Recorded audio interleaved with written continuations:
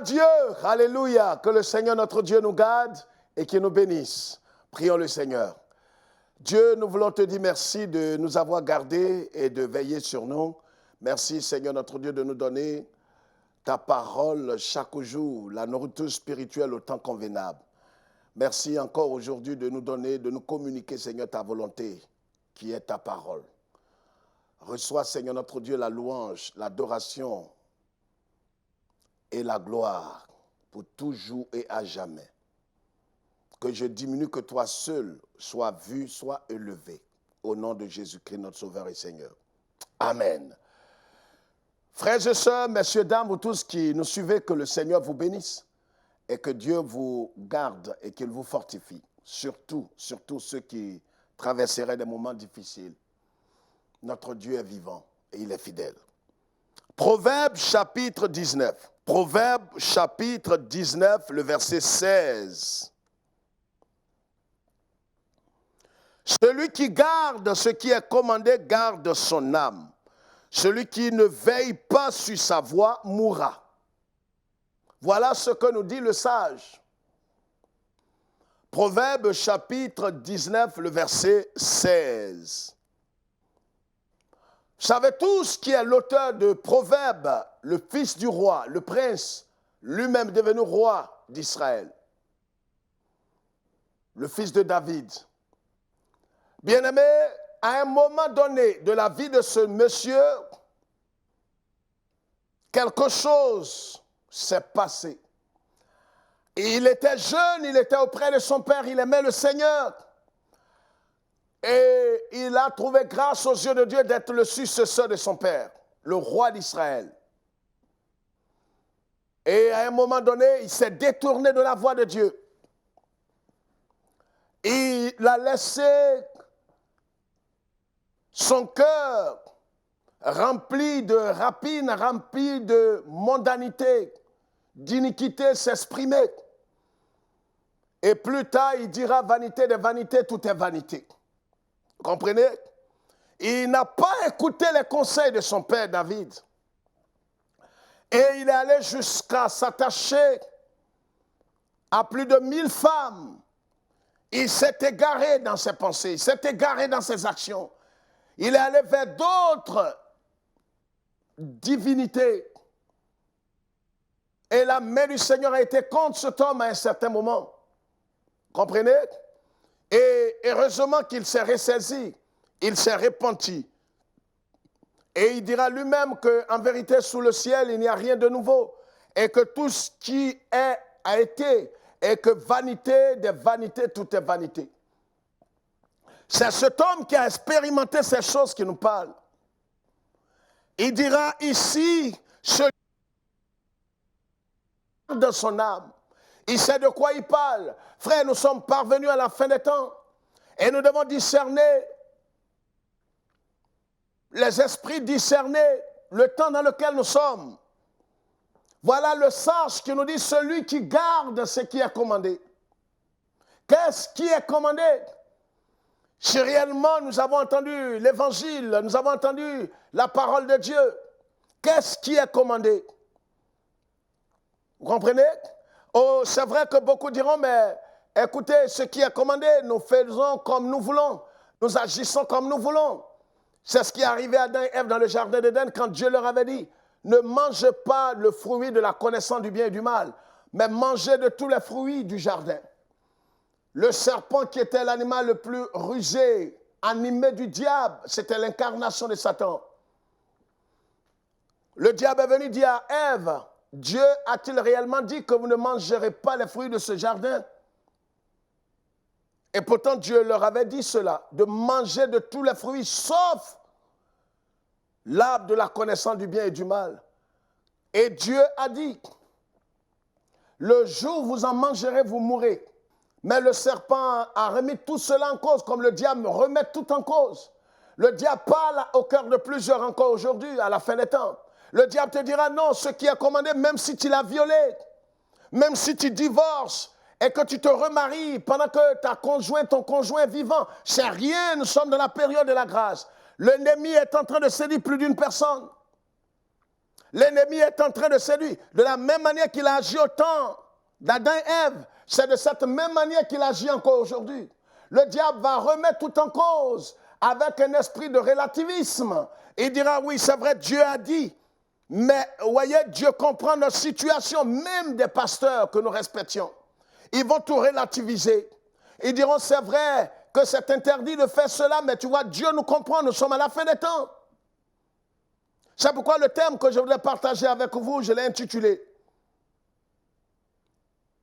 « Veille sur ta voie pour ta sécurité ». Veille sur ta voie, la voie ici, synonyme de chemin. Veille sur ta voie. Veille sur ta voie pour ta sécurité. Si tu ne veilles pas sur ta voie, tu perdras ton âme. Nous sommes dans l'âge où tout est relativisé, où des gens viendront à toi avec une certaine parole sortie de son contexte pour en faire un prétexte. Ils te diront, mais est-ce que réellement Dieu a dit cela? Non, c'est parce que Dieu vous l'a dit. Nous sommes moi-même, je suis un docteur en théologie. C'est ce qu'ils te diront.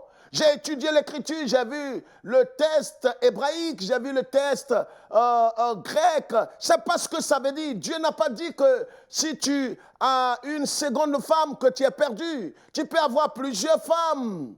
Seulement que tu ne pourras pas être un enseignant de la parole de Dieu. C'est une ruse de Satan, de Lucifer. C'est une parole de Lucifer. Veille sur ta voie pour ta sécurité. Veille sur ta voie, que chacun de nous veille sur la voie qu'il a empruntée.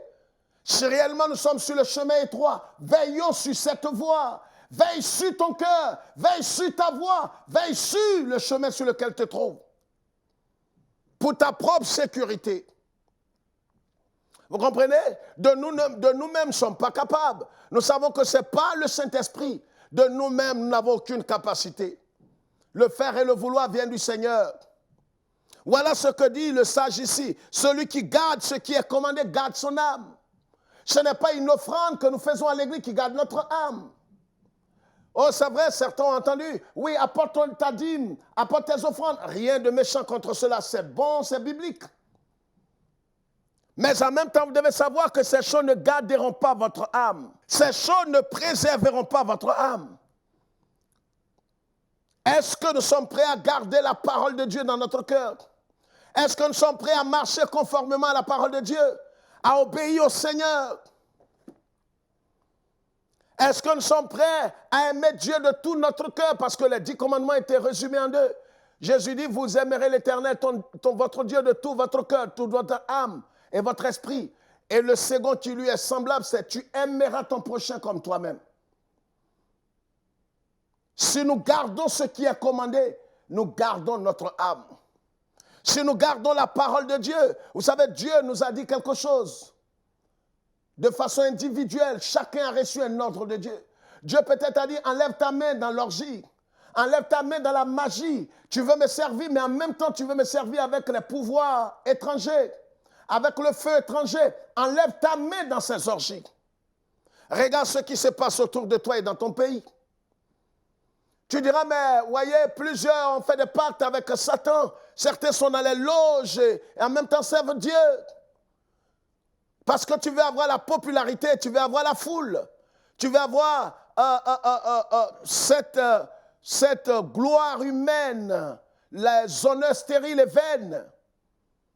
Dieu dit, celui qui garde ce qui est commandé. Qu'est-ce que Dieu a ordonné en ce qui te concerne? Qu'est-ce que Dieu t'a commandé de faire? Qu'est-ce que Dieu t'a commandé de façon spécifique? Oui, monsieur, qu'est-ce que Dieu t'a commandé?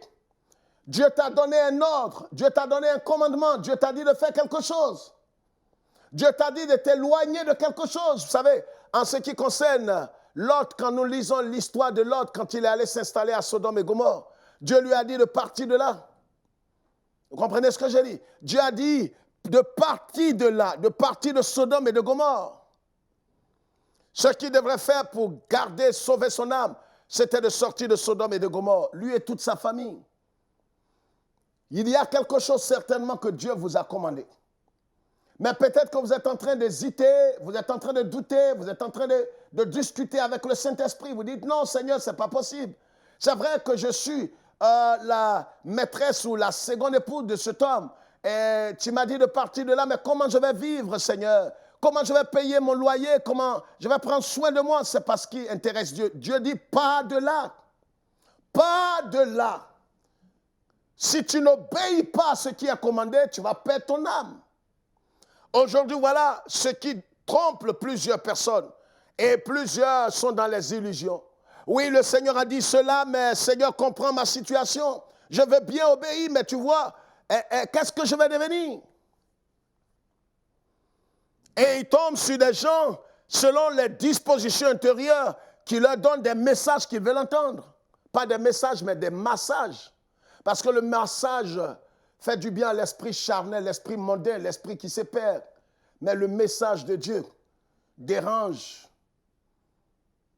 Et beaucoup préfèrent le massage que le message. Parce que le massage apporte beaucoup de gloire, d'honneur. On ne mettra jamais le doigt sur le péché. On n'amènera jamais les gens à s'identifier à Jésus dans sa mort et dans sa souffrance. Mais on te dira que tu vas régner, amen. Tu vas dominer, amen. Tu vas te marier, tu vas voyager partout, amen. Rien contre cela. Mais est-ce que c'est cela l'évangile de Jésus-Christ? Vous comprenez? Voilà ce que la Bible dit. Il dit, celui qui garde ce qui est commandé, garde son âme. Donc, garder, si nous voulons véritablement garder notre âme, si nous sommes menacés de part et d'autre, que nous voulons véritablement garder notre âme, est-ce que c'est simplement en apportant une offrande? L'offrande ne peut pas garder ton âme. Aller travailler et servir Dieu à l'église ne gardera pas ton âme. Est-ce que nous sommes prêts à nous éloigner du péché? La Bible dit ce que Dieu veut, c'est votre sanctification. Ce que Dieu attend de vous, c'est que vous éloignez du péché, que vous pratiquez la justice de Dieu. Voici ce qui est commandé. Qu'est-ce que Dieu veut pour nous? Est-ce notre confort? Non, c'est un tremplin le confort. Est-ce notre richesse? Pas ce que Dieu cherche, même pas ton épanouissement social. Ce que Dieu cherche, c'est de t'amener à être semblable à son Fils bien-aimé, selon Romains 8, 29. Ce que Dieu veut pour nous, c'est notre sanctification. Vous comprenez? Alors, ne nous trompons pas de but. Ne nous trompons pas, frères. Celui qui garde ce qui est commandé garde son âme. Donc, ce n'est pas une histoire d'aller donner de l'argent à un homme, à une prophétesse, pour qu'elle veille sur ton âme, comme quoi elle est ton mentor, elle est ta protectrice, elle est ta couverture spirituelle ou elle est ta couverture spirituelle. Sortons de ces choses idolâtres, de ces pratiques-là, qui n'ont pas de sens biblique. Jésus est notre couverture spirituelle, ça vous le savez. Mais comme nous voulons escroquer les gens, et ne sont pas honnêtes, beaucoup d'entre nous sont malhonnêtes, alors nous disons aux gens, apportez l'offrande, apportez une dîme. Je suis ta couverture spirituelle. Tu vois, s'il y a un malheur qui veut venir, ça va tomber sur moi. Et s'il y a quelque chose, je suis ta couverture spirituelle. Quelle couverture? Je préfère que Jésus soit ma couverture. Toi-même qui es ta couverture. Pourquoi nous aimons le principe de l'escroquerie spirituelle et morale? On aime l'escroquerie, le vol, on aime ces bêtises. Et les chrétiens qui ont adopté l'attitude de mouton, ils aiment ça, la facilité. Alors s'il vit dans le péché, dans la licence, il a sa couverture spirituelle. Alors on donne les dîmes, les offrandes, on donne une grosse offrande au bishop ou à l'archevêque. Alors il va prier et moi, je demeure dans mon état de pécheur. Je vis comme bon me semble, je vis dans la licence, mais ma couverture spirituelle me protège. Où est-ce que vous avez vu ça? La Bible dit l'âme qui pèse, c'est elle qui mourra. Celui qui garde ce qui est commandé, garde son âme. Est-ce que nous voulons véritablement que notre âme soit en sécurité en Christ? Mais il faudrait que nous obéissions au Seigneur. Il faudrait que nous gardions ce qui est commandé. Le Seigneur dira plus loin, pourquoi, en Matthieu chapitre 7, pourquoi m'appelez-vous Seigneur, Seigneur, faites pas ce que je dis? Quand en vérité, Jean 13, 17 dit, si vous savez ces choses, vous êtes heureux, pourvu que vous les pratiquiez. Ce n'est plus le temps d'accepter quoi que ce soit avec tout ce qui relativise tout. Non, Dieu a dit ça, mais nous, voilà comment nous comprenons, nous les évangéliques protestants, charismatiques, pentecôtisants. Oui, c'est vrai, Dieu a dit, tu ne voleras pas, mais il faut voir le contexte. Mais est-ce que voler ici, il y a un contexte? Et comme sur le divorce et le remariage, les évangéliques sont mélangés. Certains sont perturbés, certains ont une approche un peu bizarre. Pourquoi? Parce que plusieurs sont dans la danse et ils ne savent pas comment prêcher le plein évangile. Des grands dignitaires religieux sont allés arracher la femme de d'autres frères en Christ, comme ça existe dans beaucoup de milieux. Il allait prendre la femme et prendre le mari. Elle prend le mari de quelqu'un qui est déjà en vie, divorcé, l'épouse et continue son ministère ou son chemin. Mais où vas-tu avec tout ça? On dit non, nous sommes dans la période de la grâce. Le divorce et le remariage ne peuvent pas amener quelqu'un en enfer. La Bible dit, celui qui garde ce qui est commandé, garde son âme. C'est ce que la Bible dit. Tu es en train de perdre ton âme toi-même. C'est difficile, quelqu'un est allé jusqu'à me dire, pasteur, tu crois que quelqu'un peut vivre comme ça, même s'il a divorcé, ne pas se remarier, pendant que sa conjointe est vivante? Mais c'est Jésus qui le dit. Je ne sais pas pourquoi vous voulez me poser la question. Jésus le dit clairement. Mais quand vous êtes tordu, vous êtes vendu, et que vous avez choisi le chemin large pour aller en enfer, vous voulez pervertir la parole de Dieu. Vous voulez relativiser avec vos pasteurs et vos guides religieux vendus. Non, Dieu a dit ça, mais c'est dans un contexte pour que la Bible dit, et on s'embrouille. La Bible est claire et simple. Tu as divorcé, tu t'es marié, tu as divorcé, ton conjoint est vivant, ou tu vas le reprendre, ou tu ne te maries plus. C'est ce que la Bible a dit. Ça n'a rien à voir avec les baptistes, ça n'a rien à voir avec les assemblées de Dieu, ça n'a rien à voir avec les pentecôtistes, ça n'a rien à voir avec les méridionaux, ça n'a rien à voir avec une dénomination. C'est ce que la Bible a dit. Chacun ne peut pas interpréter comme bon lui semble. Malheureusement, on interprète selon quoi? Notre compréhension. Et pourquoi? Parce qu'on a des cas sous la main. Parce que c'est de cela qu'il s'agit. Mais en tant que pasteur, on n'a pas l'honnêteté de le dire. Parce que celui qui fait la moitié des dîmes, des recettes de ton église, il veut se remarier. Parce que si tu lui dis non et qu'il ne se remarie plus, il ne va plus venir à l'église. Ça est dans toutes les dénominations. Il n'y a pas une dénomination qui peut lever le petit doigt pour dire « nous, on ne croit pas ça ». Voilà comment la confusion et la mort spirituelle est en train de s'emparer de l'église de Dieu. On n'a pas la force de dire ça. Parce que si tu le dis, le monsieur, il ne viendra plus dans ton église, dans ton assemblée. Mais comme on a peur et qu'on vit, on sert Dieu pour notre vente la plupart, alors on a peur de dire l'évangile, de prêcher la parole de Dieu aux gens pour leur salut. On préfère notre vente, sécuriser notre argent et notre famille au détriment de ces hommes. Mais la Bible dit, celui qui garde ce qui est commandé, garde son âme. Garde son âme. C'est ce que la Bible dit. Mais celui qui ne veille pas sur sa voie mourra. Celui qui ne veille pas sur sa voie mourra. C'est pourquoi nous disons, veille sur ta voie pour ta sécurité. Veille sur ta voie. Frères et sœurs, veillons sur nous. Veillons sur nous. Il n'est pas question de dire que nous pouvons arriver à un stade où on ne peut plus jamais être déchus. Certains disent qu'ils ont reçu une onction spéciale comme l'onction de Samson, où ils peuvent faire tout, rentrer chez les prostituées, chez les dealers, voler, avoir l'argent des dealers, l'argent des proxénètes, ça ne leur dit rien. Ils peuvent commettre toutes sortes de péchés, ça ne leur dit rien. Ne soyez pas inintelligents. Souvent, il faudrait qu'on ouvre. On peut tromper les gens, mais ne pas tromper les gens, nous-mêmes, nous tromper nous-mêmes pour notre salut. Soyons sérieux. C'est quelle onction tu as reçue qui te permet de rentrer chez les prostituées, sortir et puis être encore vivant? Non, soyons lucides. Soyons lucides, même si tu veux voler, mais il y a un temps où quand même, sois lucide. Dis des choses qui sont honnêtes. La Bible dit, celui qui ne veille pas sur sa voie mourra. Là encore, on va relativiser. On va spiritualiser. Non, les paroles de Dieu sont claires et simples. Bien-aimés frères et sœurs, veillons sur notre voie pour notre sécurité. Dieu nous interpelle tous. Vous savez, le fait d'être pasteur, d'être prédicateur ne vous sauve pas.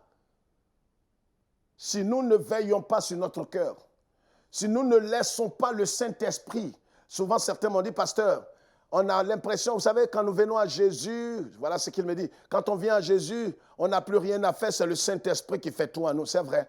Mais le Saint-Esprit ne fera rien sans votre appui et sans votre accord. Il faut que nous le sachions. En Matthieu, Jésus dit, Jérusalem, Jérusalem, que j'ai voulu rassembler et rassembler tous tes fils, mais tu n'as pas voulu. J'ai voulu rassembler tes enfants, mais tu n'as pas voulu. Est-ce qu'on se comprend? J'ai voulu rassembler tes enfants, mais tu ne l'as pas voulu. Il y a des choses que Dieu veut faire, mais nous l'empêchons de faire dans notre vie. Le Saint-Esprit, c'est lui qui agit. C'est Jésus qui agit en nous. De nous-mêmes, nous ne sommes pas capables. Mais le Seigneur veut agir et nous pouvons empêcher le Saint-Esprit d'agir en nous. Il faudrait que nous le comprenions clairement. Soyons bibliques là. Ne sommes pas des légalistes qui disent non, mais c'est de toi-même, par toi-même. Non, ce n'est pas possible. Laissons le Saint-Esprit agir en nous. De toi-même, tu n'es pas capable. Mais là aussi, laisse le Seigneur faire. La vie chrétienne, ce n'est pas de faire ceci ou de ne pas faire. C'est de laisser Christ pleinement vivre sa vie au travers de nous. Mais nous pouvons l'empêcher d'exécuter, d'agir au travers de nous. Comme il a décidé de sauver Jérusalem et Jérusalem n'a pas voulu. Il ne contraint pas. C'est pourquoi notre Dieu n'oblige personne. C'est pourquoi, vous voyez, c'est immoral de contraindre les gens à porter les dîmes et les offrandes. Si Dieu ne contraint pas les gens pour leur salut, pourquoi est-ce que nous voulons contraindre les gens pour apporter la dîme et les offrandes? Laissons-leur la latitude d'apporter comme une offrande de reconnaissance envers leur Dieu. On ne vient pas donner pour attendre quelque chose en retour. On vient donner en signe de reconnaissance envers Dieu. Que Dieu nous bénisse et que le Seigneur nous aide véritablement à nous approcher de lui. Frères, veillons sur notre voie pour notre sécurité. Ne suivons pas ceux qui relativisent tout. Oui, c'est vrai, la Bible dit ça, mais quand je suis allé approfondir ma connaissance, voilà ce que la Bible dit. La Bible dit que nous pouvons maintenant coucher entre nous sans le mariage, en dehors du mariage. Non, non, non. Ne laissez pas ces bassesses vous détruire. Voilà dans les pratiques dans lesquelles beaucoup d'assemblées, beaucoup de communautés, beaucoup de pasteurs sont tombés. Tellement on veut rendre service aux chrétiens. Parce que quelqu'un qui vient avec de l'argent, avec une fortune, et si tu n'es pas prêt à cautionner sa vie adultère, sa vie de remariage, il ne va plus être dans ton assemblée. Pourquoi nous voulons ces bassesses pour de l'argent? On sait à l'intérieur de nous-mêmes que nous sommes en train de tromper ces gens. Mais on n'a pas l'honnêteté de dire la vérité. Que Dieu nous garde. Vous aussi qu'on conduit en enfer, ouvrez vos yeux. Vous n'êtes pas des moutons. Vous êtes des enfants de Dieu. Si du moins vous avez reçu Jésus. Donc quelqu'un peut vous parler, mais vous-même examinez la parole de Dieu. Comme les Béréens. Que Dieu nous garde et que Dieu nous bénisse. Que Dieu se souvienne d'Israël et Jérusalem. Nous vous aimons, mais lui vous aime par-dessus tout. Shalom.